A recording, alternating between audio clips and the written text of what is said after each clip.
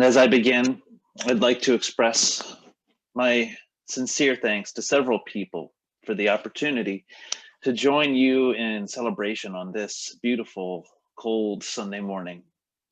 I'd like to first of all thank your minister, my friend, the Reverend G. Ludwig McCartney, for inviting me to join you and share some of these thoughts with you today. And our thoughts are certainly with G and their spouse this morning as well. I'd also like to thank your Director of Religious Education, Miriam Epskamp, and Nick, your music director, for helping to bring this service of celebration together, and also for navigating the many technical challenges that we're facing to do online church in the midst of a global pandemic. And finally, I would like to thank all of you who are watching and listening from your homes, apart in body, but together in spirit. You, the people of Unitarian Universalist Community Church of Southwest Michigan. Thank you for your warm welcome into this sacred space and time on this first Sunday of the year 2021. It's a great honor to be with you. So I'd like to start by talking about the video that we just listened to. I love the Keep Going On song for several reasons. First of all, I think it sends a message of hope and compassion here in a year when we sorely need it. And it comes from fellow travelers who were struggling through 2020 just like the rest of us. They use their powers of creativity to bring a little more light and goodness to a world that was and still is feeling like a very dark and lonely place. But more than that, I also love this video as a musician. The way that Abigail, the singer, improvises around Sean's chord progressions and returns to that chorus again and again is just magnificent. There is an orderliness in the structure of the song. And there's also a bit of chaos in the improvisation. So this song could never be sung in the same way twice. I would like to talk with you today about this unfolding interaction. When order and chaos come together, they form something that is neither one nor the other. But also, they don't reach a compromise that's kind of a middle ground between the two extremes. What they form instead is something that includes and transcends both order and chaos. The word that I would like to use for this new thing is creativity. And creativity is the subject that I'd like to speak about today. Creativity, understood as an emergent property of the interaction between order and chaos, is fully present in the natural world. I can see it happening particularly in the process of biological evolution, which has been happening on this planet for the last 4.5 billion years and is still continuing today. As many of you grown-ups will remember from your high school biology classes, there are two main components to the engine of evolution. The first component is genetic mutation. Now, this is the chaotic part.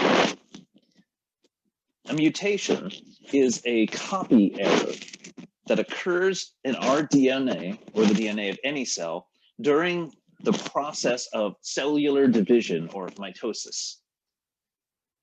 Something in the code unexpectedly changes, which alters the way the new cell functions when that code is read.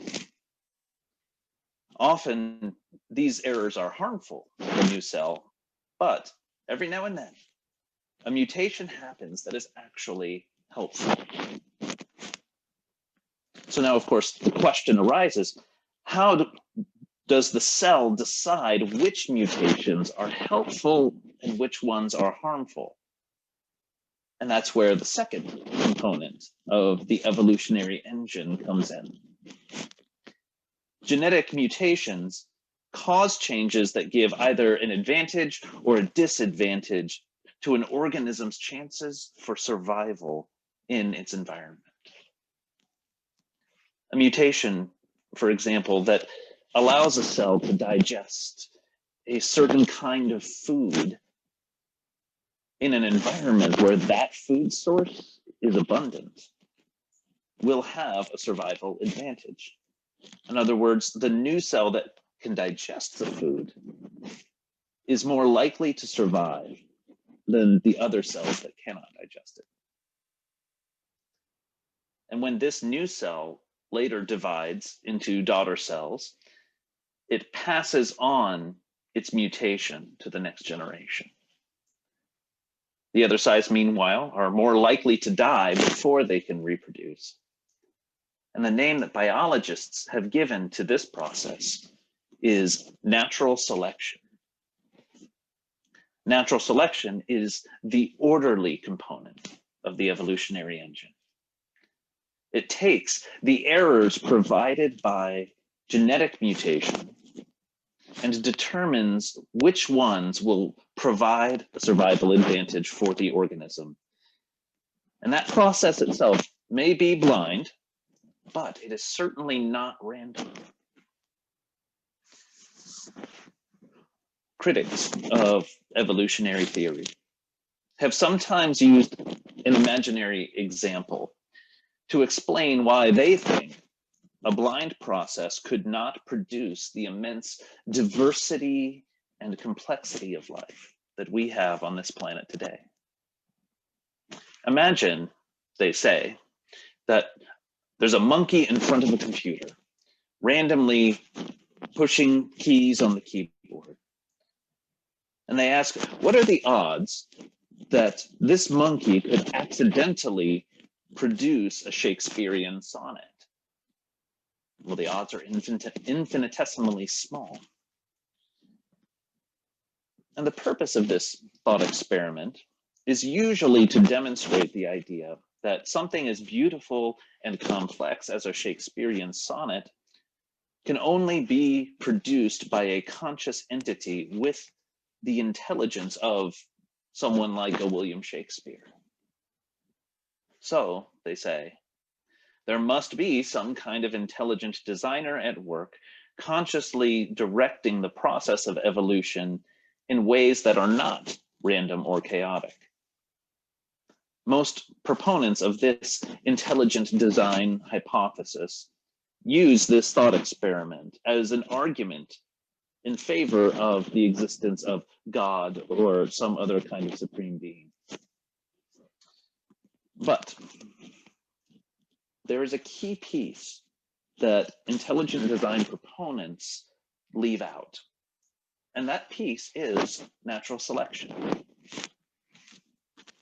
If we were to adapt the monkey computer thought experiment to account for natural selection, we would have to add something like the following. Imagine that there was some kind of system in place for this monkey at the computer that rewarded the monkey with a banana each time it pressed the correct key in the correct order. Over time, the monkey would be able to realize and remember that pressing certain keys in a certain way gave that monkey an advantage. And now, imagine that there was some way to keep each correct letter on the screen while erasing the incorrect letters.